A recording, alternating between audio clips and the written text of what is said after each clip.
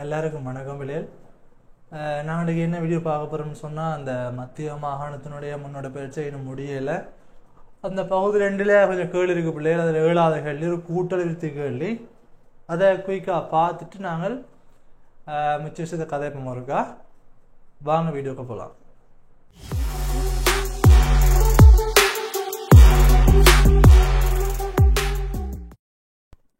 Right, சரி பிள்ளைகள், அந்த கேள்வி இருக்கா பார்ப்போம். கணித கேள்வி பதில் போட்டி ஒன்றில் ஒரு போட்டியாளருக்கு தொடர்ந்து 10 வினாக்களுக்கு விடையளிக்கும் சந்தர்ப்பம் உண்டு. முதலாம் வினாவிற்கு சரியாக விடையளித்தால் 2ஆம் வினாவிற்கும் அதற்கு சரியாக விடையளித்தால் 3ஆம் வினாவிற்கும் என்றவாறு விடையளிக்க முடியும். இப்போட்டியில் 4ஆம் வினாவுக்கு சரியாக விடையளித்தால் ரூபாய் 1500, 8ஆம் வினாவுக்கு சரியாக விடையளித்தால் ரூபாய் 2500 வெற்றி பெறலாம். ஒவ்வொரு வினாவிற்கும் சரியான விடை அளித்தால் இப்போது கிடைக்கப்பெறும் பரிசு தொகை கூட்டல் தொடர் ஒன்றில் அமையுமெனின், இறுதி வினாவுக்கு சரியான விடை அளித்தால் கிடைக்கும் பரிசு தொகை முதலாம் வினாவுக்கு சரியான விடை அளித்தால் கிடைக்கும் பரிசு தொகையின் 4 மடங்காகும் என காட்டி எல்லா வினாக்களுக்கும் சரியான விடை அளித்து ரூபாய் 18,750 போட்டியாளர் ஒருவருக்கு வெல்ல முடியும் என காட்டுங்க. ரைட், கேட்கப்பட்ட வினாவில் தந்த தரவுகளை பிள்ளைகள் குயிக்காக நாங்கள் நோட் பண்ணி கொள்ளணும். தரப்பட்ட தரவுகள் என்னென்ன? மொத்தம் 10 வினாக்களுக்கு விடையளிக்க வேணும். முதலாவதுக்கு சரியாக விடையளித்தா 2ஆவதுக்கு போகலாம், 2ஆவதுக்கு சரியாக விடையளித்தா 3ஆவது கேள்வி, அப்படி கேட்க போயினோம். அதுலேயும் 4ஆவது கேள்விக்கு சரியாக விடையளித்தா 1500 ஆகும், 8ஆவது கேள்விக்கு சரியாக விடையளித்தா 2500 ஆகும், காசு கொடுப்பினோம். அப்போ 4ஆவது கேள்விக்கு சரியாக விடையளித்தா கிடைக்கிற காசுன்றது 4ஆவது உறுப்பு. 4ஆவது உறுப்பு அவருக்கு எவ்வளவு? 1500 ரூபாய்.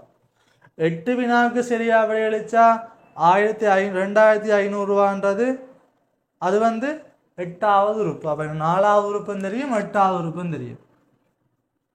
T4 தெரியும்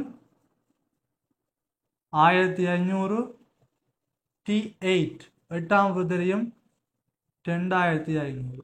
சரியான. இப்ப சொல்லியிருக்கிறார், இறுதி வினாவிற்கு சரியான விடை அளித்தால் கிடைக்கின்ற காசு முதலாவது வினாவுக்கு சரியா விடையளிக்கிற காசுன்ற 4 மடங்குன்னு காட்டுட்டுமா. அப்ப நாங்க முதலாவது உறுப்பையும் பொது வித்தியாசம் கண்டுபிடிப்போம். 2 தரவுகள், அப்ப 2 சமன்பாடு உருவாக்கியும் 2 சமன்பாடுல இருந்து நான் முதலாம் உறுப்பையும் பொது வித்தியாசத்தையும் கண்டுபிடிக்க போறேன். முதலாம் உறுப்பு ஏயையும் பொது வித்தியாசம் டியையும் நான் கண்டுபிடிக்க போறேன். அப்ப 4ஆம் உறுப்புக்குரிய தரவு நான் இருக்கு, அதை நான் சமன்பாடு உருவாக்குறேன் பாருங்க. T4 உங்களுக்கு தெரியும், எண்ணாம் உறுப்புக்கான சமன்பாடு Tn சமன் A சக n சய 1 தர D ஆக இருக்கும். 4ஆம் உறுப்பண்டா T4 ஆக இருக்கும். T4 A தெரியாது, பிளஸ் n 4ஆம் உறுப்பு 4 சய D தெரியாது. எனக்கு T4 எவ்வளவு? 1500. அப்போ 1500 சமன் A சக 4 1 போனால் 3, 3 தரடி 3D. இது முதலாம் சமன்பாடு. இனி இந்த T8 வச்சு ஒன்று உருவாக்கலாம். அப்போ எழுதுறேன், Tn சமன் A சக n சய 1 தர D ஆக இருக்கும். A தெரியாது, இது T8 ஆக இருக்கும். பிளஸ் 8 சய 1 தர D. T8 தந்திருக்கிற 2500. அப்போ 2500 போடுறேன். A சக 8ல் 1 போனால் 7D. இதனோட 2ஆம் சமன்பாடு. 2 தெரியா கணியங்கள், 2 சமன்பாடு இருக்கு பிள்ளைகள். அப்போ நாங்கள் ஏயும் கண்டுபிடிக்கலாம், டியையும் கண்டுபிடிக்கலாம். சரிதானே? கண்டுபிடிப்போம். அப்போ 2ஆவது சமன்பாடுலேருந்து முதலாவது சமன்பாடு கழிச்சு விட்டோம்னா A இல்லாமல் போயிடும். அப்போ எனக்கு D வரும் அதுலேருந்து. அப்போ 2 சய 1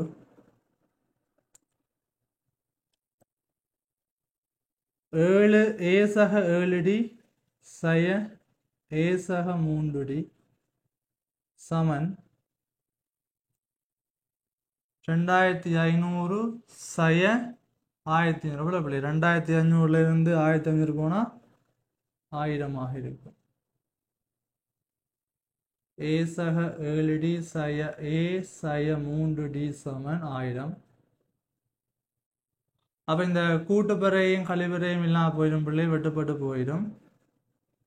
இந்த சக 7D சய 3D 7Dயில் 3D போனால் 4D ஆயிடும். 4D வந்து 1000. அப்போ 4D தான் நம்மளுக்கு யாரும் அப்போ 4ஆல் பிரிக்கணும் டியை காண்றதுக்கு. டி வரும் எனக்கு 250. அப்போ அந்த கூட்டத்தொடர்பில் 250 250 தான் கூட்டிக்கணும். முதலாவது கேள்வி செய்ய அடித்தா ஒரு காசு கிடைக்கும்.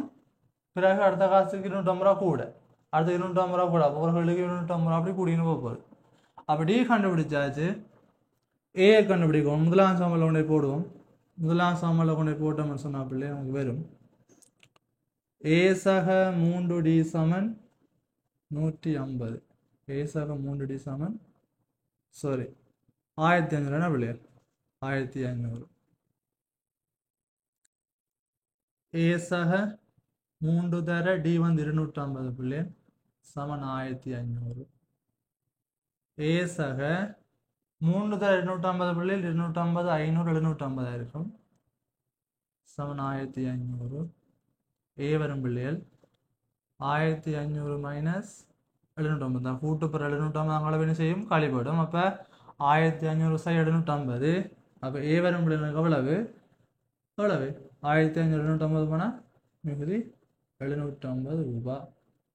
அப்போ பொதுவி வித்தியாசம் பிள்ளைகள் 250 இருக்கும். ஏ வந்து 150. அப்போ எங்களுடைய முதலாம் உறுப்பு ஏ என்பது கண்டுபிடிச்சாச்சு எவ்வளவு 750 ரூபாவா இருக்கும். பொது வித்தியாசம் டி 250 ரூபாய். சரி இவ்வளவு கண்டுபிடிச்சா பிறகுதான் நாங்கள் இன்னைக்கு கேள்விக்குள்ள போக போகிறோம். இது வரைக்கும் ஓகேயா? 2 தரவுகள் இருக்குது. 4ஆம் உறுப்பு எவ்வளவு 8ஆம் உறுப்பு எவ்வளவுன்னு தரவு தந்தால் பொது சமன்பாட்டை பயன்படுத்தி 2 சமன்பாடுகளை உருவாக்கி அதை தீர்த்து முதலாம் உறுப்பையும் பொது வித்தியாசத்தையும் கண்டுபிடிச்சாதான் கேள்வி நகர்த்தேலும். அடுத்த இடத்துக்கு போகலாம். ஒருங்கான சமன்பாடு தீர்க்க தெரியலன்னு சொன்னா இந்த கேள்விகளை கொஞ்சம் நீங்க சிக்கல் பட்டிருப்பீங்க. சரியா? இனி நாங்கள் பிள்ளைகள் கேள்விக்குள்ள போவோம். முல்லா சொல்லியிருக்கிறார் இறுதியாகனா 10வது கேள்வி. 10வதுக்கு சரியா விட சொன்னா கிடைக்கிற காசு முதலாவது கேள்விக்கு விடை சொன்னா கிடைக்கிற காசுன்ற 4 மடங்கு காட்டும். அப்ப எங்களுக்கு முதலாவதா சரியா விட சொன்னா அவ்வளவு காசு கிடைக்கும்னு கண்டாச்சு. எவ்வளவு 750 ரூபா. இப்ப நான் 10வது கேள்விக்கு சரியா விட சொன்னா அவ்வளவு காசு கிடைக்கும்னு பார்ப்போம். நான் காண வேண்டியது T10 காணும். 10வது கேள்வி தானே உறுதி கேள்வி. 10வது கேள்வி 10வது கேள்விக்கு சரியா விட சொன்னா அவ்வளவு காசு கிடைக்கும்னு பார்ப்போம். பொது சமன்பாடு Tn சமன் ஏ சக n சய 1 தரடி. அப்ப இங்க பார்த்தோம்டா Tn T10 கண்டுபிடிக்கணும். ஏ தெரியும் 750 சக n வந்து 10 சய 1 பொது வித்தியாசம் 250 கண்டுபிடிச்சது 250. 750 சக அடைப்புகளுக்கு சுருக்கணும். 10ல் 1 போனா 9 தர 250.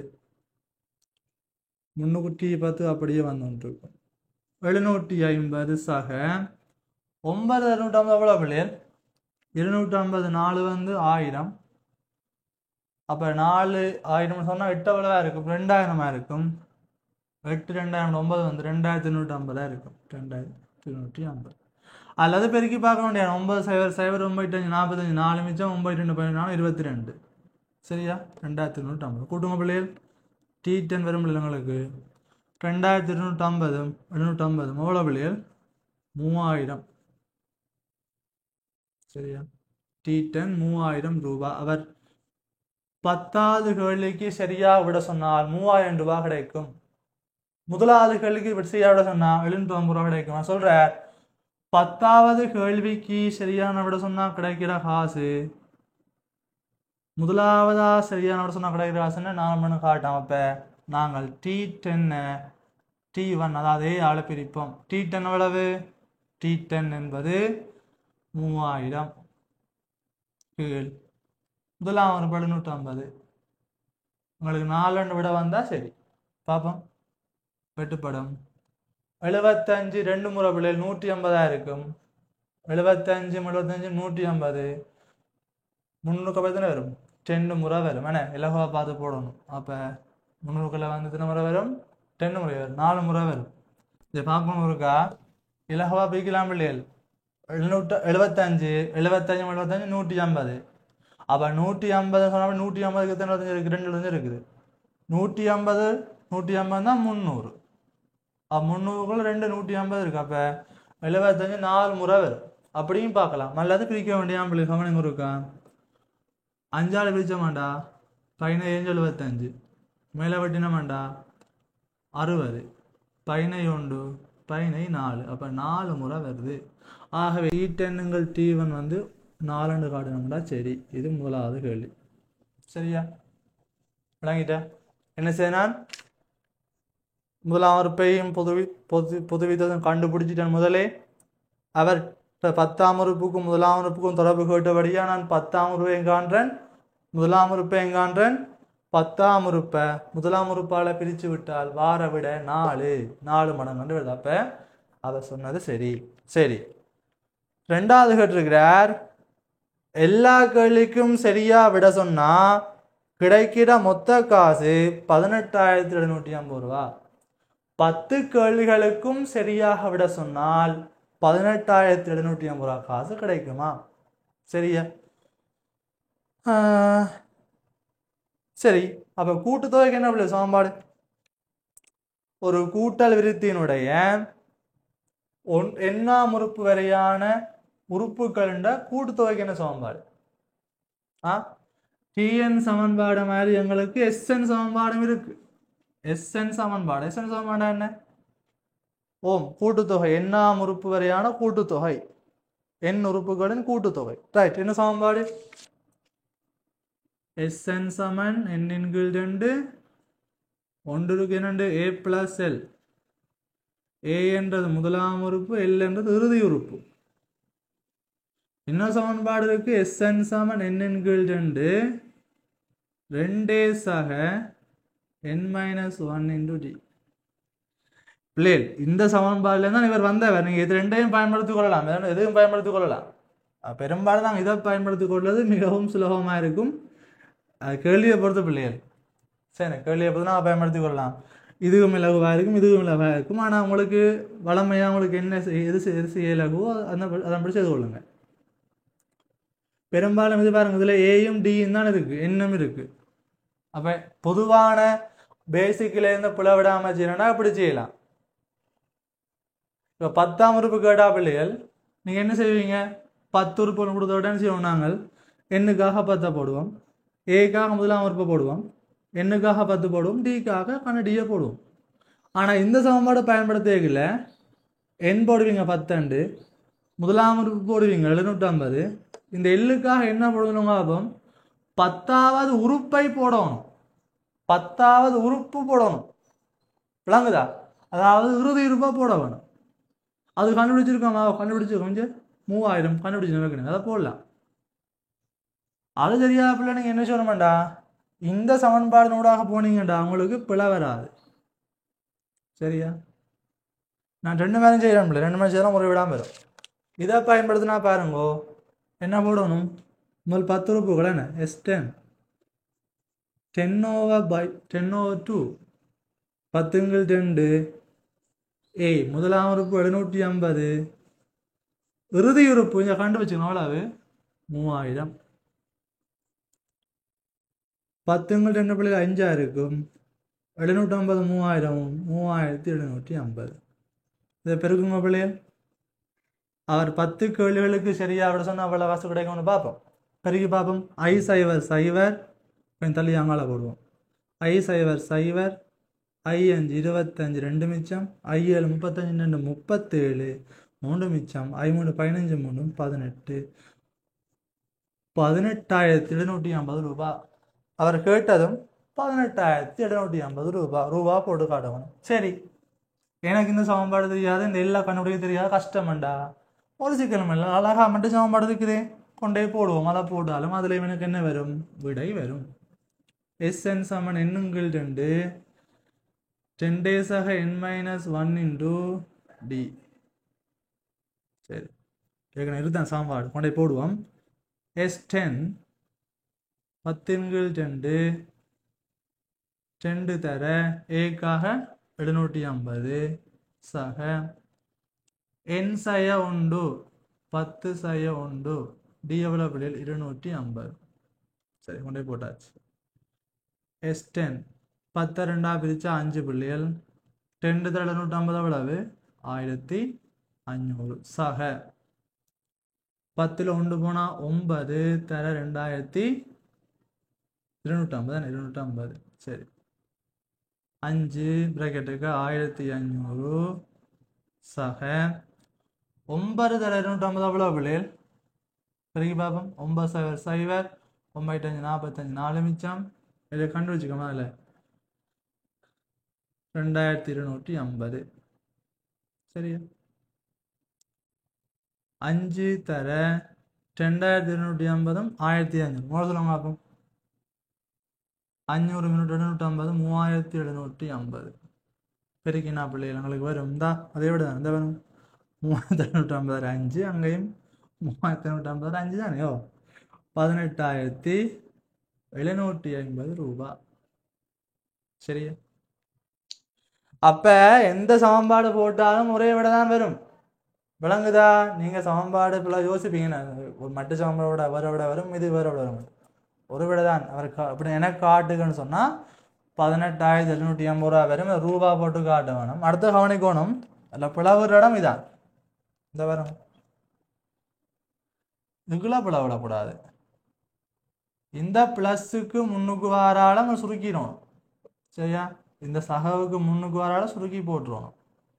பிறகு சகாவுக்கு பின்னுக்கு வரைக்குள்ள அந்த 10ல் 1 போய் கழிபடுமே, கழிபட்டவரையும் மற்றவரையும் பெருக்க வேணும். இந்த பெருக்களையும் பெருக்க வேணும், அந்த பெருக்களையும் பெருக்க வேணும். பெருக்கினா பிறகுதான் ரெண்டையும் கூட்ட வேணும்.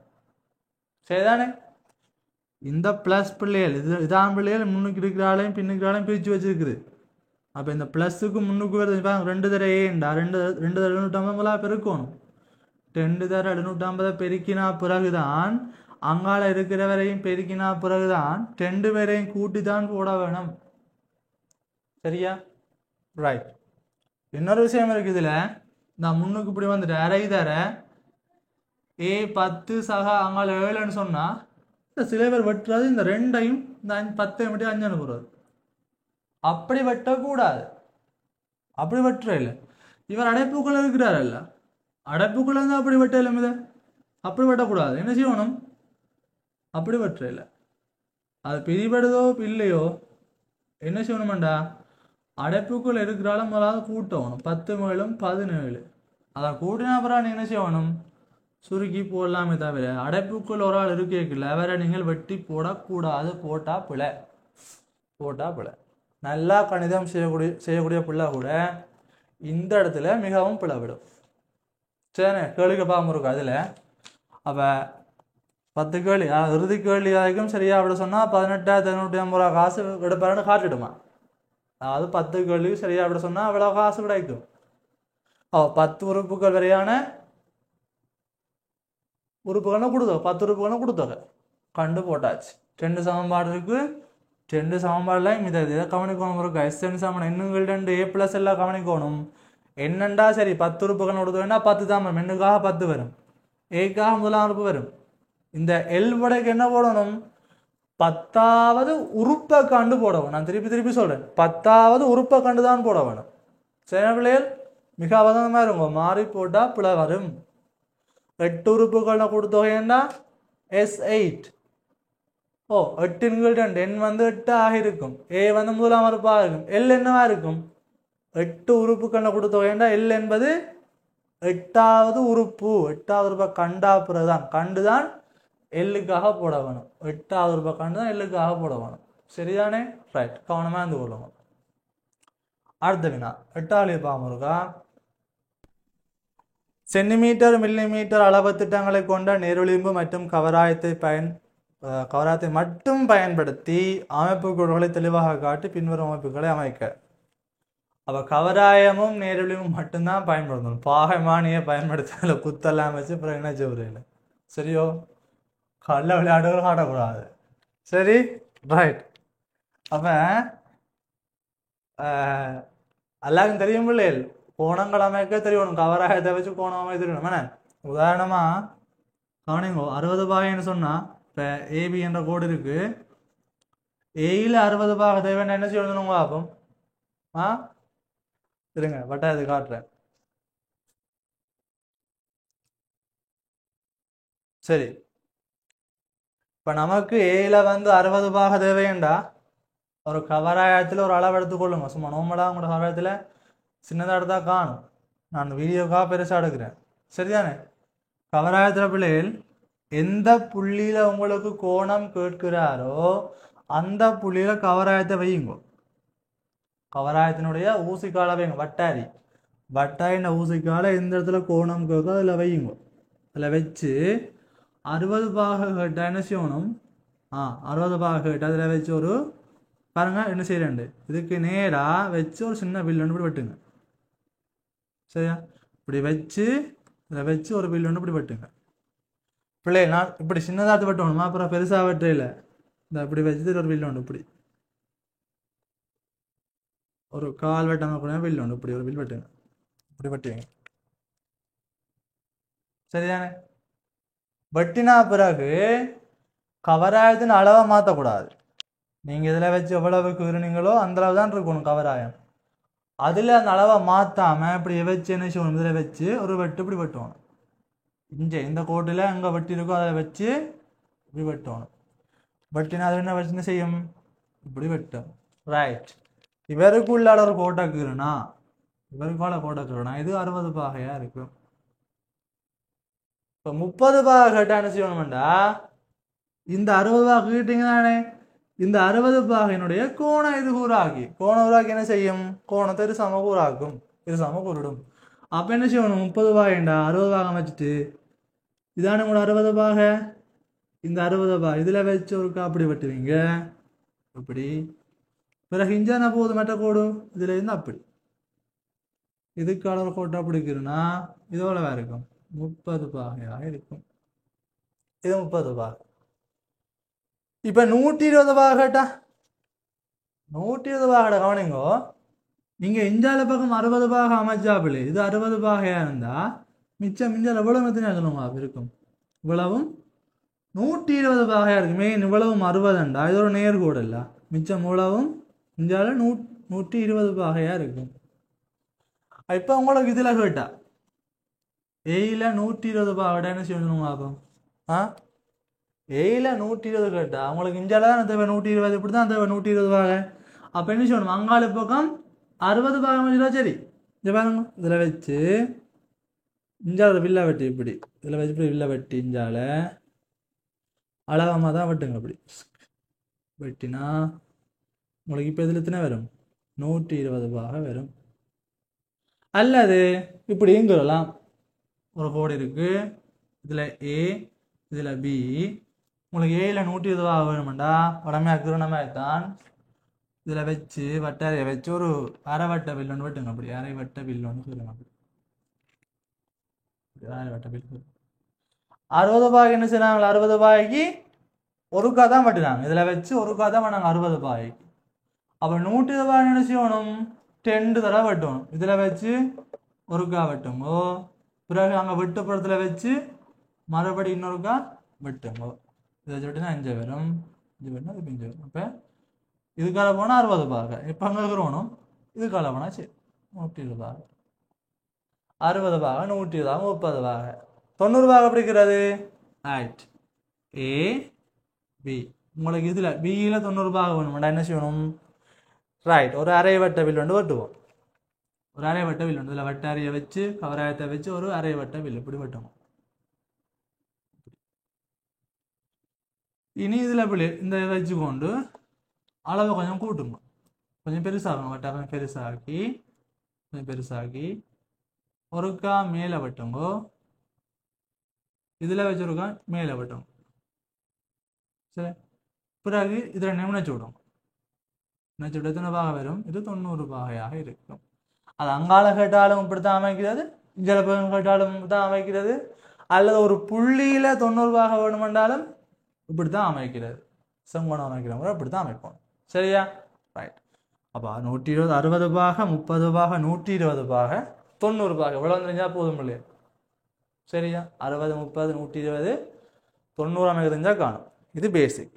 சரி, கேள்விக்கா போவோம். இப்போ கேள்வி என்ன கேட்டுக்காரண்டா, ஏபி சமன் 8 சென்டிமீட்டராகவும் ஏபிசி 120 பார்த்தீங்களா 120 பாக வந்திருக்கு கேள்வியில். இந்த இது அமைக்க தெரியணும். ரைட். அப்போ ஒவ்வொரு கேள்வியாக வாஜிவாக செய்ய போகிறோம். இப்போ நான் என்னோட பிள்ளைகள் பெரிய கவராகவும் இல்லை, பெரிய வட்டாரியும் இல்லை, பெரிய கவர் உலரும் இல்லை. சரியோ? அப்போ நான் வந்து நோமலை தான் கூற போகிறேன். பரம்பரை படமாக தான் இருக்கும். என்னுடைய படம் பெரும்படி படமாக தான் இருக்கும். அதே அமைப்பில் பார்த்து குறிக்கொள்ளுங்க. நீங்கள் கவராயத்தையும் நேர் விளிம்பையும் எடுத்து கூறுங்க. ரைட். ஏபி வந்து 8 சென்டிமீட்டர் ஆகவும், ஏபி வந்து 8 சென்டிமீட்டர் ஆகும். அப்போ கிடையாக கோடு வரப்போகுது 8 சென்டிமீட்டர். சரி, அப்போ எப்படி எட்டுக்குறது? ரூலர் எடுத்து வச்சு 8 சென்டிமீட்டர் கூறணும். என்ன அப்படி இல்லை, முதல் வந்தப்பல கிடையா ஒரு கோட்டை கீறுங்கோ. கீறுனா பிறகு அதில் ஒரு புள்ளி ஏ என்று வைங்க. இதை சரி, அல்லது ஏன்னு பேரை வைக்கும் முதல் ஏதாவது புள்ளி செலக்ட் பண்ணுவோம். இப்படி இதில் வட்டாரியை வச்சு கவராயத்தை வச்சு கவராயத்தில் 8 சென்டிமீட்டர் அளக்கணும். கவராயத்தில் 8 சென்டிமீட்டர் அளந்து அதை என்ன செய்யணும்? இந்த புள்ளியில் வச்சு அங்கே வெட்டணும். பிறகு அங்கே வெட்டின புள்ளியில் மறுபடியும் கவராயத்தில் அங்கே வெட்டணும். ஏற்கனவே வெட்டின புள்ளிக்கு வெட்டணும் இதில். அப்போ இது ஏ ஆக இருக்கும், இது பி ஆக இருக்கும், இது 8 சென்டிமீட்டர் தூரமாக இருக்கும். சரியா? அடுத்து சொல்றார், ஏபிசி 120 பாகையாகும். ஏபிசி ஏபி அதாவது பியில் 120 பாகை வேணும். 10 மாதிரி அமைக்கலாம். ஒன்று வந்து அங்கே இருந்து 60 பாகை அமைச்சாலும் சரி, அல்லது இங்கே இருந்து 120 பாகை அமைச்சாலும் சரி. அப்போ நான் அரைவட்ட வில்லோன்னு சொல்கிறேன். இதில் வச்சு ஒரு வட்டு வட்டினா 60 பாகை, அதை மாற்ற மினுக்க வட்டினா அது 120 பாகையாக இருக்கும். 120 பாகை, இது 120. பிறகு சொல்றார், பிசி வந்து 5 சென்டிமீட்டர். மறுபடியும் நீங்கள் கவராயத்தில் 5 சென்டிமீட்டர் அளக்க வேணும். மறுபடியும் கவராயத்தில் 5 சென்டிமீட்டர் அளந்து பியில் வச்சு இந்த கோட்டை வெட்டணும். எவ்வளோ வெட்டணும்? 5 சென்டிமீட்டரில் வெட்டணும். இது சியா இருக்கு. சொல்றார் பிறகு முக்கோணி ஏபிசி அமைக்கட்டாம். ரைட், ஏபிசி அமைச்சாச்சு. அடுத்த கேள்வி, பி சி ஆகிய புள்ளிகளுக்கு சமதூரத்தில் அமையும் புள்ளியின் ஒழுக்கை அமைக்குக. பிள்ளைகள் 2 புள்ளிகள்ல இருந்து சமதூரத்தில் அசைகிற ஒழுக்கன்னு சொன்னா கவனிங்கோ. ஏ என்ற புள்ளி இருக்கு, இந்த பி என்ற புள்ளி இருக்கு. இது வேற கேள்வி உண்டு. இந்த ஏ பி என்ற புள்ளிகள்ல இருந்து ஏ பி ஆகிய புள்ளிகள்ல இருந்து சமதூரம் என்றா அது ஒண்ணுமில்ல பிள்ளைகள், அந்த 2 புள்ளிகளை இணைக்கிற கோட்டினுடைய செங்குத்து இது சமகூறாகியாக இருக்கும். ஏ பி ஆகிய புள்ளிகள்ல இருந்து சமதூரம் என்றா அந்த ஏ என்ற புள்ளியையும் பி என்ற புள்ளியையும் இணைக்கின்ற நேர்கோட்டினுடைய செங்குத்து சமகூறாகி எப்படி அமைக்கிறது? கவராயத்தை எடுத்து இதுல கவராயத்தை வச்சு கவராயத்தை ஏ என்ற புள்ளியில வச்சு இந்த ஏபியின் அரைவாசி தூரத்தோட கொஞ்சம் கூடவா இருக்கும். அல்லது பி இழந்தாலும் பரவாயில்லை, அந்த பி கிட்ட வைங்கோ. ஏல வட்டாரிய வச்சு அந்த பி கிட்ட வாடுங்க. சரி, அப்படியே ஏயிலேருந்து இருக்கா மேலே வெட்டுங்கோ. அப்படி ஏயிலேருந்து அதை மாற்றாம கீழே வெட்டுங்கோ. பிறகு பியில வச்சிருக்கா மேலே வெட்டுங்கோ. பிறகு பியிலேருந்து இருக்கா கீழே வெட்டுங்கோ. இப்படி வெட்டுப்படும் புள்ளி. அது 2ஐயும் இணைச்சு விட்டீங்கண்டா அதுதான் என்னவா இருக்குமெண்டா இந்த 2 புள்ளிகள்ல இருந்து சமதூரத்தில் சிறொழுக்காக இருக்கும். இப்போ உங்களை என்ன கேட்டிருக்கிறார்? பி சி ஆகிய புள்ளிகள்ல இருந்து சமதூரம்னு சொன்னா அந்த பிசி என்ற கோட்டினுடைய செங்குத்து சமகூறாக்கி அமைக்க வேண்டி இருக்கும். சரியா? செங்குத்து சமகூறாக்கி பி, சி ஆகிய புள்ளிகள் வந்து சமதூரம்னு சொன்னா இது பிசி என்ற கோட்டின் செங்குத்து சமகூறாகிய பியிலிருந்து பியில் வட்டாரையை வச்சு இது கிட்ட எடுத்துருக்கா மேலே வெட்டுவீங்க, அப்புறம் இதுலேருந்து இருக்கா கீழே வெட்டுவீங்க, அப்புறம் இதில் வச்சிருக்கா மேலே வெட்டுவீங்க, இதை வெட்டுவீங்க, ரெண்டையும் நினைச்சு விட்டீங்கன்னா என்ன வரும் பிள்ளைகள்? ரைட், செங்குத்து சமகூறாக்கி வரும். இதுதான் அவர்கிட்ட பி, சி ஆகிய புள்ளிகள்லேருந்து சமதூரத்தில் செய்கிற ஒழுக்கு இந்த கோடு. கிளியரா? இது ஓகேயா? ரைட். பிறகு சொல்லியிருக்கிறார் கோடு ஏபிஐ, கோடு ஏபிஐ, இந்த ஏபிஐ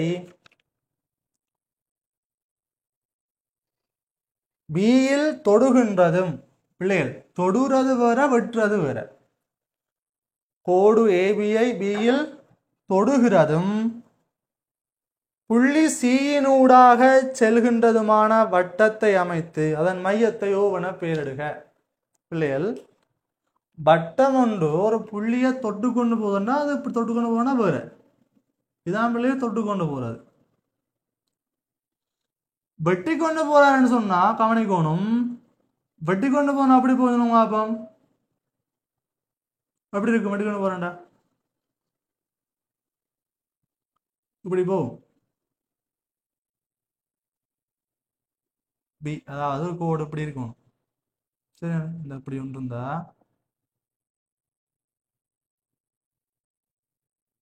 ஒரு முக்கோணம் சொன்னா பிள்ளைகள், ஒரு முக்கோணம் சொன்னா தொட்டு கொண்டு போறோம்னா இதான் தொட்டு கொண்டு போறது. பட் அந்த புள்ளி நூடாச்சுன்னா அப்படி போறது, வெட்டி கொண்டு போறது இல்லை புள்ளி நூடா போகுதுன்னா அப்படி போகும். அது சரிதானே? இந்த பி பி ஏ கூட என்ன செய்யுது? பி ஏன்னு வைப்போம். ஏ வந்து தொட்டு கொண்டு போகுது, பி என்ன செய்யுது? வெட்டி செல்லுது. பிஏ வந்து வெட்டி செல்லுது, இப்படி இப்படி இப்படி போய் வெட்டி கொண்டு போகுது. சரிதானே? தொட்டு செல்றது வேற, வெட்டி செல்றது வேற. ரைட். இதுல என்னவாம்? பிஏ வந்து தொட்டு கொண்டு போகணுமா, சிஏ வந்து செய்யணுமா? வெட்டி கொண்டு போகணுமா? ரைட், பாப்போம். கேள்வி இருக்கா? கோடு ஏபிஐ பியில் தொடுகின்றதும் புள்ளி சீனூடாக செல்கின்றதுமான வட்டத்தை அமைத்து அதன் மையத்தை ஓவென பெயரிட்டான். சரி, அப்ப இந்த ரெண்டு புள்ளியும் தொடப்போகுது. அப்ப இந்த ரெண்டு புள்ளியும் எங்க இருக்க போகுது? இந்த ரெண்டு புள்ளியுமே வட்டத்தினுடைய பரிதியில் அமைந்திருக்க போயினோம். இந்த சி என்ற புள்ளியும் இந்த பி என்ற புள்ளியும் எங்க இருக்கும்? வட்டத்தினுடைய பரிதியில் இருக்கும். அப்ப இந்த கவனிங்கோ, இந்த சி என்றதும் பி என்றதும் பரிதியில் அமைய போதண்டா கட்டாயம் அதன் மையம் எங்க வரும்? இந்த செங்குத்து சமகூறாக்கில் அமையணும். ஏன்? பி, சி ஆகிய புள்ளிகள்ல இருந்து சமதூரம்னு சொன்னா கட்டாயம் இவர் வந்து இவரெல்லாம் கட்டாயம் என்ன இருக்கணும்டா? மையம் இருக்க வேணும். ஏன்டா இதுல இருந்து விடவும் ஆரைகளாக அமையும். இதுல மையம் வந்தா தான் நெஞ்சையும் அங்கே அங்கவும் இன்னும் சமதூரமா இருக்கும். அதாவது இந்த கோட்ல இருந்த பிள்ளைகள் ஒரு வட்டம் கிரணம்டா கட்டாயம் அது பியும் சியும் என்னவா இருக்கும்? இதான் நாங்கள் செங்குத்து சமூகராகிது. சரி, அப்போ நாங்களுக்கு என்னவா இருக்கும்? இதுல இருந்தும் சமூகம், இதுல இருந்தும் சமூகம், அப்போ நாங்களுக்கு என்னவா இருக்கும்? ஆரைகளாக அமையும். அப்ப கட்டாயம் நீங்கள் வரைந்த செங்குத்து சமூகராக என்ன இருக்கணும்? அதனுடைய மையம் வரப்போகுது. சரி, மையம் வரப்போ இருக்கட்டும். இப்ப மையம் சும்மா குறிக்கிறாத பிள்ளைகள், மையம்னா கட்டாயம் ரெண்டு புள்ளிகள் வெட்டு போடணும். அப்பதான் நான் ஒரு அமைவை கண்டுபிடிக்கலாம். இரண்டு ஒழுக்குகள் சந்திக்கும் போதுதான் பிள்ளைகள் எனக்கு ஒரு அமைவு ஒன்று கிடைக்கும். ரைட், ஒன்று சரி. இதுல வர போற கண்டுபிடிச்சிட்டேன். பிறகு சொல்ற இந்த பியை வந்து தொட்டு கொண்டு போதான், பியை வந்து தொட்டு கொண்டு போதான். இந்த ஏபி என்ற கோட்டில் இருக்கிற இந்த ஏபி என்ற கோட்டை பி என்ற புள்ளி நினைச்சுதான் தொட்டு கொண்டு போதான். வட்டத்தை தொட்டு கொண்டு போனா அவருக்கு என்ன பேர்? ஒரு நேர்கோடு வட்டத்தை தொட்டு சென்றால் அது தொடலி. ஒரு நேர்கோடு வட்டத்தை தொட்டு சென்றால் அவர் தொடலி. தொடலியும் ஆரையும் செங்குத்து, தொடலியும் ஆரையும் செங்குத்து. அப்ப உங்களுக்கு பி என்ற புள்ளியில தொடலி வேணும்னு சொன்னா கட்டாயம் வந்தது என்ன இருக்கணும்? எனக்கு செங்கோணம் ஒன்று வர வேணும். அதாவது மையத்துக்கு போற கோடு வந்து என்னவா இருக்கணும்? செங்கோணமாக இருக்க வேணும். அப்ப இதுல வாரது ஒரு செங்கோணம் தான் அமைக்க வேண்டி இருக்கும். பியில் ஒரு செங்கோணம் அமைக்க வேண்டியிருக்கும். ரைட், எப்படி அமைக்கிற செங்கோணம் அமைச்ச மாதிரி தான். இந்த பி என்ற புள்ளியில் வச்சு ஒரு அரை வட்டம் வெட்டியாச்சு. இதில் வச்சிருக்கா அளவை கூட்டியிருக்கா மேலே வெட்டுங்க, ஒருக்கா இங்கே வச்சு இங்கே வெட்டுங்க. அப்போ பி வரும் பிள்ளைகள் எப்படி வரும்? இது செங்குத்து. அப்போ எது மையமாக இருக்கும்? இவர் மையமாக இருப்பாரேன். இவர் கட்டாயம் இதுதான் மையம் பெறப்போகுது. இந்த செங்குத்து சமூகலாம் மையம் பெறப்போகுது. அதே நேரம் இந்த செங்குத்துல என்ன செய்ய போகுது? அவர் செங்கோணம் அமைச்சம் இந்த செங்குத்து இதுல அடுத்த மையம் பெறப்போகுது. அப்போ ரெண்டு மையமும் எங்கே வருது?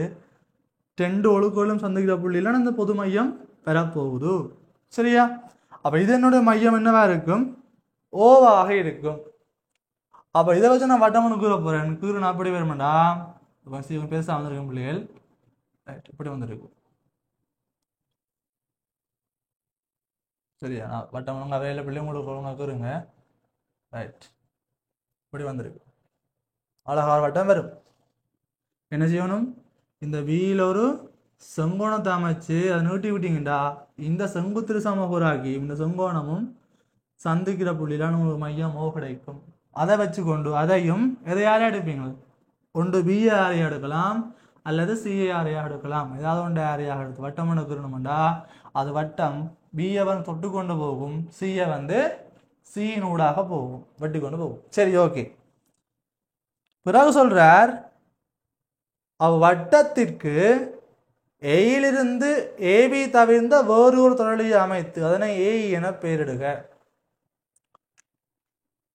ஏபி என்ற தொடலி உங்களுக்கு தெரியும் இல்லையா? ஒரு வட்டத்துக்கு வெளிப்புள்ளியிலிருந்து நாங்கள் வந்து ரெண்டு தொடலி வரையலாம். ஒன்று இவர், ஒன்று அங்காள வார மற்ற வரையலாம். ஒன்று இது வந்துட்டு சரி. இப்போ மற்றது கேட்டுக்கார மற்ற திருப்பி அமைக்கிற தொடலியை அமைக்கிறீர்கள். உங்களுக்கு தெரியும் பிள்ளைகள், தொடலிகள் பருமனில் சமனானவை. தொடலிகள் பருமனில சமன், நீளத்துல சமன்.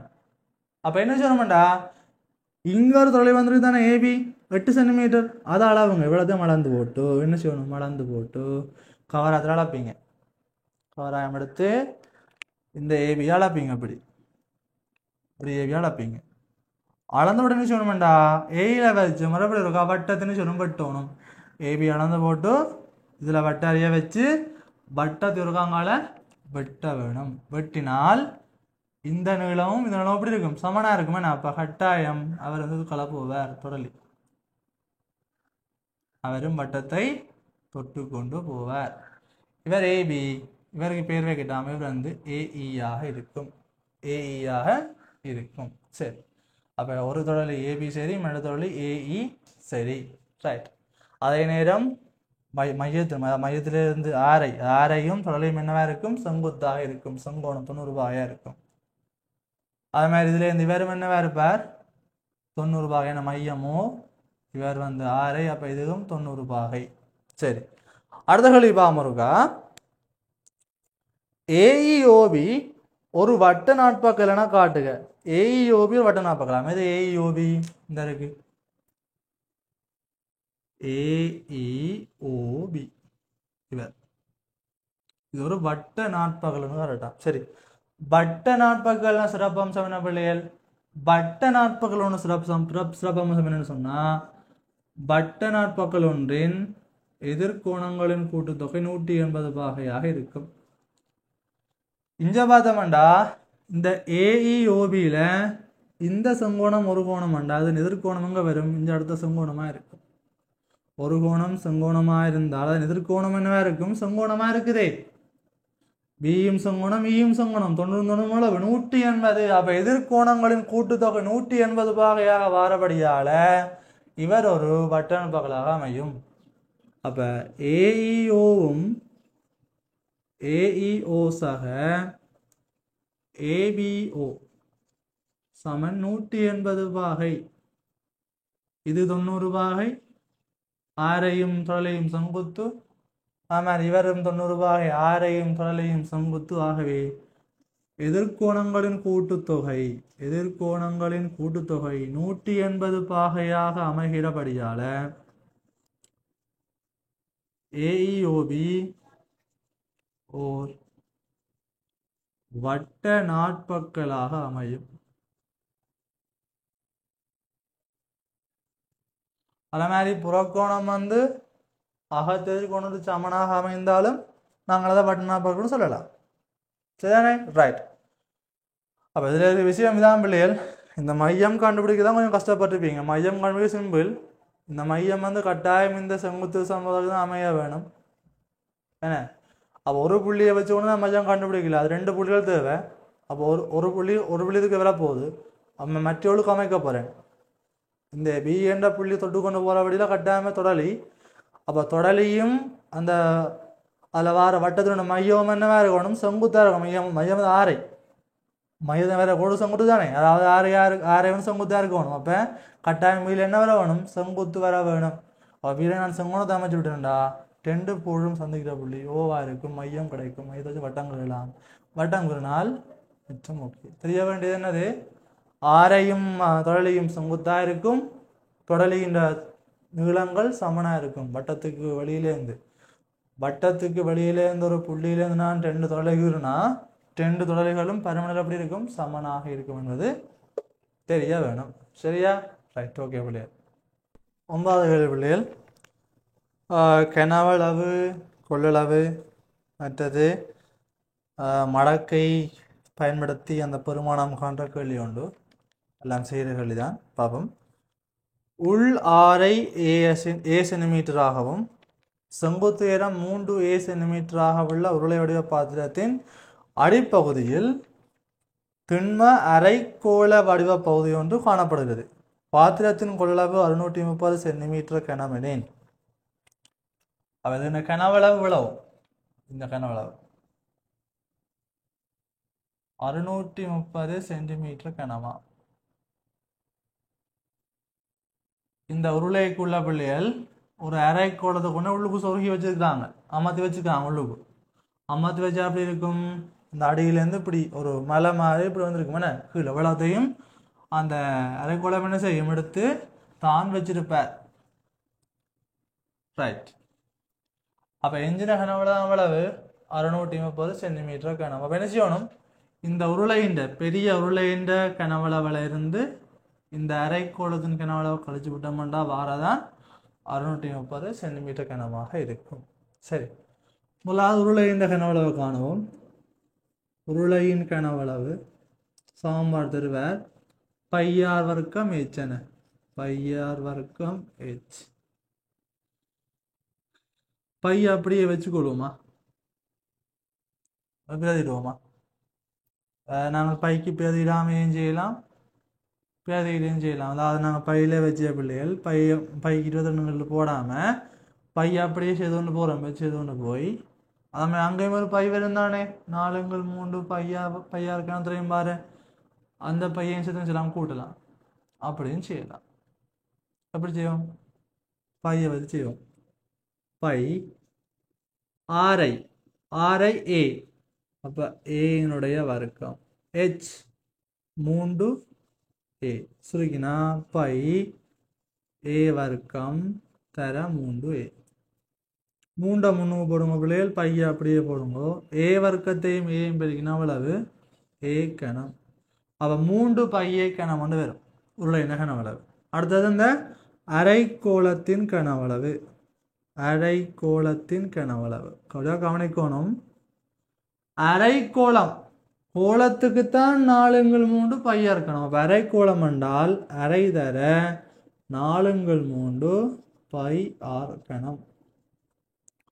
இது ரெண்டும் இந்த 4 மட்டுப்படும் இல்லை. 2 2 3 தர பை ஆர் வந்து ஆரை வந்து எவ்வளவு ஏ கணம்.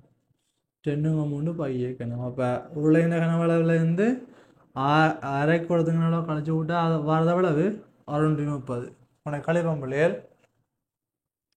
3 பை ஏ கணத்துல இருந்து 2 3 பை ஏ கணத்தை கழிச்சோம்னா வாரதான் 630 இருக்கு. போட்டாச்சு. இதுலேயும் பைய கணம், இதுலேயும் பைய கணம் இருக்கு. 10லேயும் வந்து பைய கணத்தை பொது எடுத்தோம்னு சொன்னால் உள்ளுக்கு 3 2 3 இருக்கும் இல்லையா. கழிச்சு 630 கழிக்க வேண்டிய பின்ன கழித்தல் பைய கணம் அப்படியே இருக்கும் இருக்கட்டும். கீழே ஒரு முறை இப்போ கீழே 3ஆல் பெருக்கணும், மேலேயும் 3ஆல் பெருக்கணும். இப்போது என் சமன் இல்லையா, சமனாக்க பெருக்கணும். சரிங்கன்னா 9 × 3 9 × 3 சரி 2 × 3 எவ்வளோ பிள்ளை வரும்? 9 2 3 7 × சமன் 600 7 × 3 பையே கணம் என்ன பிள்ளை? சரி ஓகே. அப்போ பையே கணம் அப்படியே இருக்கட்டும்.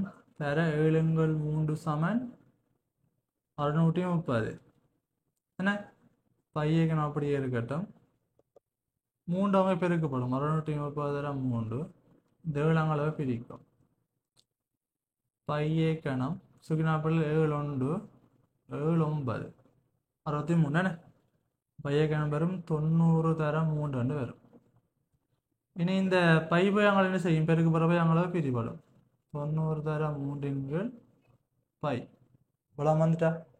அப்போ கிட்டத்தட்ட வந்துடு பிள்ளையார். இடம் காணாது இங்கே அழிக்கிறோம். இதை இங்கே அழிப்போம்.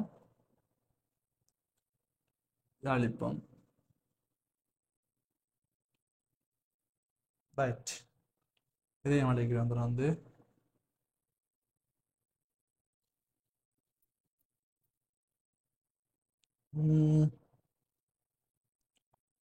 A கணம் சமன் 90 தர 3 பை. எனக்கு எப்படி வரும்னு சொல்லுங்க. அப்போ வரப்போகுது விட. இப்போ எனக்கு கிட்டத்தட்ட வந்துட்டு வெளியில் 3 வந்துருக்குது. அங்கால A வந்து இப்படி வந்திருக்கு. A சமன் 3 தர கனமூலத்துக்குள்ள 10 பை வந்துருக்கு. பை வந்துட்டு மேலே எனக்கு வெளியில் 3 வரணும். அதில் பெருக்கும் இருக்கா பைக்குன்னு அப்படி வரும். ஓகே, 270 கீழே பை. கிணக்கம் கனமூலம் எடுக்கலாம். கனமூலம் எடுத்தால் இங்கே எடுக்கணும். கனமூலம் எடுத்தோம்னு சொன்னாப்பில்ல கவனிங்கோ. கனமூலம் இந்த கனமூலமும் இந்த கனவுன்னு செமிலாம் போனால் ஏ வரும். இங்கே பார்க்குறோம் 2 பிள்ளைகள் கனமூலத்துக்குள்ள 27 தர 10 எழுதலாம். கீழே பை இருக்குது இருக்கட்டும். ஏ சமன் 3 கனமூலம் என்ன? கனமூலம் 27 பிள்ளைகள் 3 கணம் 27 3 கணம் தர 10 கீழே பை. சரிதானே? கனமூலம் இருக்குது. வர்க்கம்னு சொன்னால் நாங்கள் வர்க்கமாக எழுதுவோம். கனமூலம் இருந்தால் கனமாக எழுதுவோம். 27 தர 10 270 27 10 எழுதலாம். இந்த 27 3 கணம் எழுதலாம். பாருங்க 3 9 27 3 கணம் எழுதலாம். அப்போ அப்படியே எழுதி போட்டால் தினத்தனி கனமூலம் போடலாமா? தினத்தனி கனமூலம் போட்டோம்னு சொன்னால் அல்லது இங்கே உள்ளுக்கு 3 கனமாக வெளியே வந்தால் 3ஆக இருக்கும். இப்போ 3 கனமூலம் எவ்வளவு? 3 கணம் தர 3 கனமூலம் 10 பை. நான் இதுக்கு புறம்பா கனமூலம் போடுறேன். இவ 2 பேருக்கும் சேர்த்து புறம்பா கனமூலம் போடுறேன். போட்டால் அது கூட விரும்பலையே 3 தர 3 கனமூலம் 10 பை என்று. சரிதானே? ரைட். காடிச்சுன்னா தான் காட்டியாச்சு. பட் கவனிங்க, அதில் என்ன செய்திருக்கேன்டா உதுவேகம் ஓகே. ஏ கணம் சமன் 90 தர 3 பை. நான் 2 பக்கம் கனமூலம் எடுக்கிறேன். வர்க்கமும் எடுக்காம தான் வர்க்கமூலம் எடுக்கிறது போல கனமூலம் எடுக்கிறது. இந்த கணம் வந்துருக்குது. அப்போ கணத்தை இல்லாமல் பண்ணி செய்யணும். 2 பக்கம் கனமூலம் எடுக்கணும். எடுத்தா இந்த கணமும் கனமூலம் இல்லாமல் போயிடும். போனால் ஏ வரும்.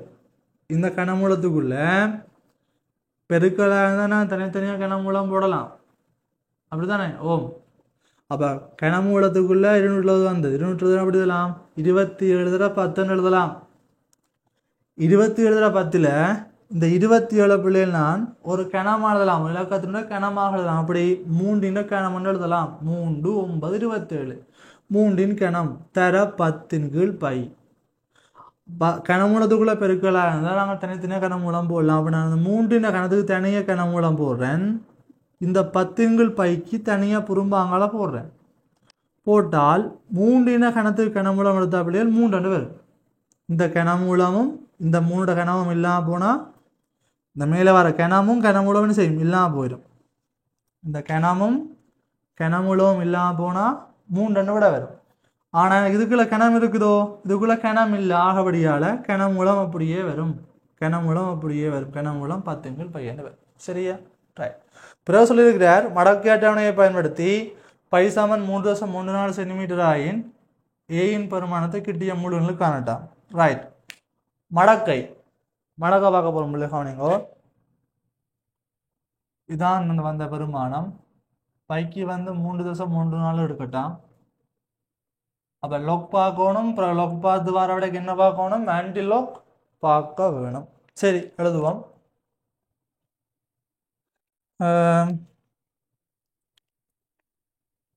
ஏ சமன் 3 தர கனமூலம் 10/π.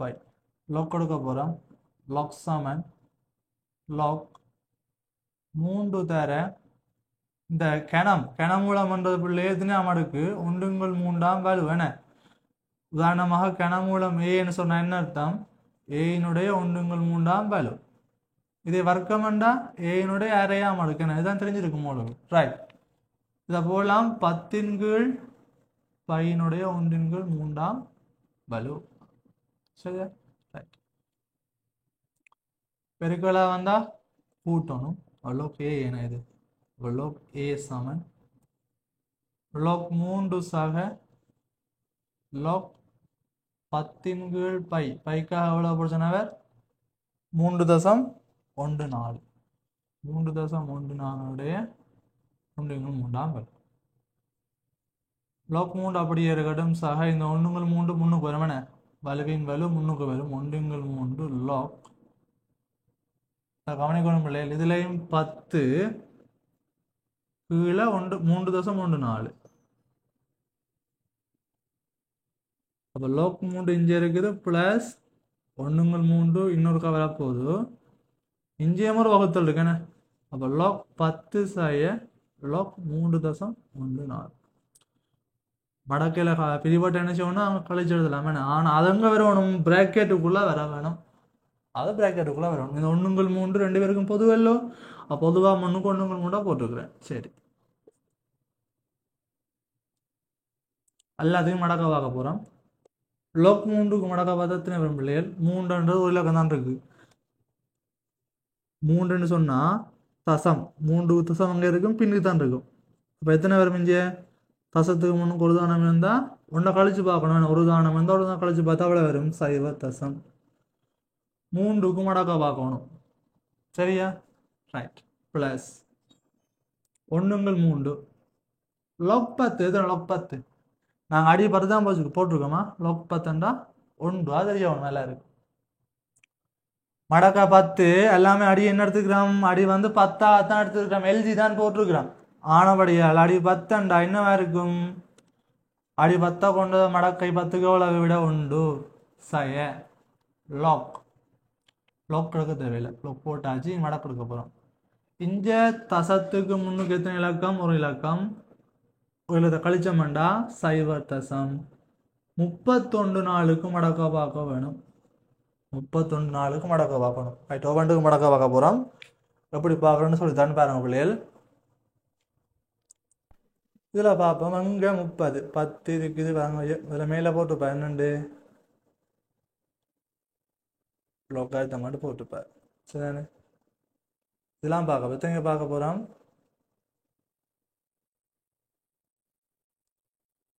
30க்கு பார்க்க போகிறோமா? பார்க்கணும். இங்கே இருக்கு. அவ்வளோ வருது பிள்ளைகள். 4 7 7 உண்டு. அப்போ எத்தனை பார்த்தோன்னா நாங்கள் எத்தனை பார்க்கணும்? 3 பார்க்கணும். அப்போ இங்கே எத்தனை பார்க்கணும்? இதில் 30க்கு எவ்வளோ வருது? 30 0க்கு பார்க்கணும். 30 0 பார்த்தா அவ்வளோ வருது. எஸ், நீங்கள் சொன்னால் சரி பிள்ளைகள். 47 7 உண்டு. சரியா? அப்போ அதில் என்ன போடணும்? இல்லை மடக்கா பார்த்துட்டேன். அதில் போட வேண்டிய பெருமானம் 4 7 7 உண்டு. அப்போ 0 தசம் என்ன வரும்? 4 7 7 உண்டு. அடுத்து எதுக்கு மடக்க பார்க்கணும் 3.14 பார்க்கணும். அப்ப தசத்துக்கு முன்னுக்கு எத்தனை இலக்கம் இருக்குது ஒரு இலக்கம். அது ஒன்று கழிச்சு பாருங்க. ஒன்று கொண்டு போனா பூஜ்ஜியம். பூஜ்ஜியம் தசம் கொண்டு போடணும். இப்ப என்ன செய்யணும் எனக்கு 3 இல்லை. அப்ப 31 4 ரெண்டு பேர் சேர்த்து பார்க்கணும். 31 4 பார்ப்போம் எங்க வரும் 31 4க்கு இந்த 30 31 இது 31 0 31 1 31 2 31 3 31 4 எவ்வளவு வருது பாருங்க 4 9 6 9 என்ன 4 9 6 9. அப்ப என்ன பெருமானம் 0.0 4 9 6 9 4 9 6 9 இன்னும் சுருக்க போறோம் கவனிங்கோ. இன்னும் சுருக்கினா பிறகு நாங்கள் என்ன பார்க்கணும் முரண்மடக்கா பார்க்கணும். ரைட் 0.47 அப்படி இருக்கட்டும் பிளஸ் 1 தர 1லேருந்து கழிக்கணும். இல்லை கழிச்சு பார்ப்போம் இருக்கா 1 பின்னுக்கு எத்தனை 0 4 0 0.49 கழிங்க 1 9 6 போனா 3 9 9 போனா 0 9 4 போனா 5 0.50 0.50 அப்ப இது வந்து பார் ஒன்றும் இல்லை தானே பார் வராதபடியா இந்த 3 ஆள் சுருக்கலாம் என்ன.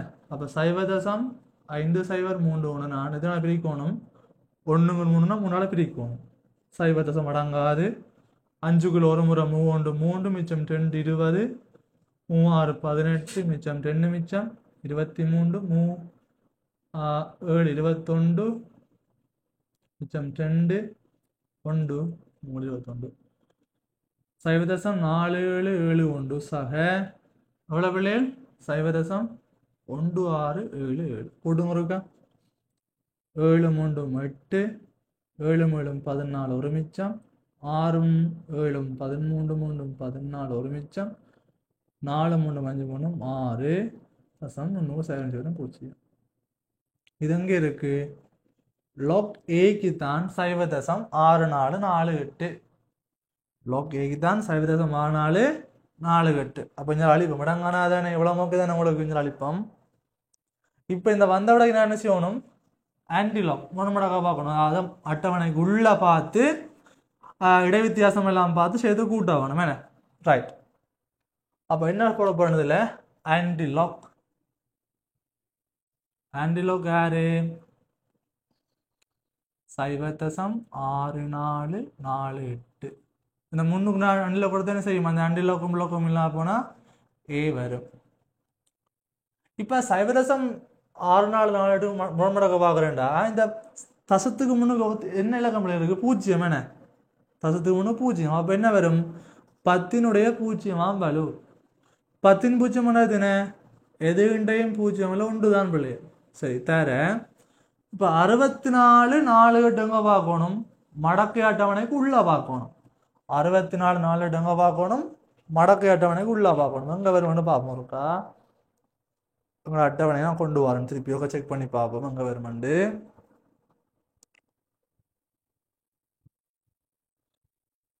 ரைட் பார்ப்போம்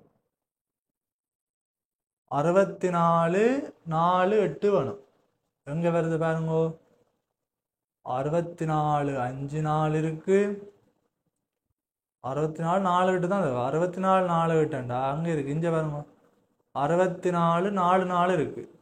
எனக்கு எவ்வளவு தேவை எனக்கு தேவையான 64 4 8 அப்ப 64 4 ஆண்டா இங்க 44 இது 44 பிள்ளை 44 0 இது 44 0 இருக்கும் இவர் இது 44 0 தான் இது வரும் இந்த பெருமானம் 44 0. அப்ப 64 4 4 வரும் 44 1க்கு வரும் சரி 41க்கு வரும். எனக்கு எத்தனை காணாது 4 காணாதல்லோ.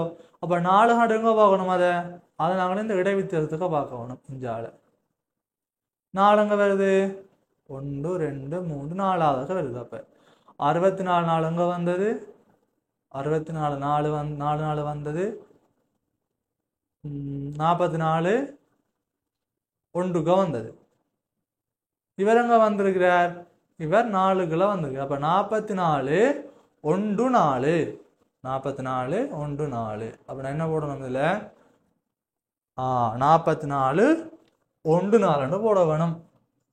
44 1 4 போட வேணும். தசம் குத்தல வேணும். எங்க குத்துறது? முதலாவது இலக்கத்து பக்கத்துல தசம் குத்த வேணும். அப்ப 44 1 4 எங்க குத்துவேன் நான்? குத்துவேன். சரியா? 10 2 1 தர 4.4 1 4 தானே. அப்போ 1 என்ன வரும்? 4.4 1 4. என்ன கேட்டிருக்கோம் எங்கள்கிட்ட?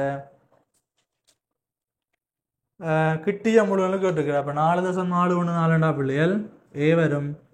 அப்போ தசத்துக்கு பின்னுக்கு வர்றது 4. அது வந்து 5 விட குறைவான பெருமானம் என்ன? தசத்துக்கு பின்னாடி 40 தானே, 41 தானே, 41 மட்டும் வரும் முன்னுக்கு.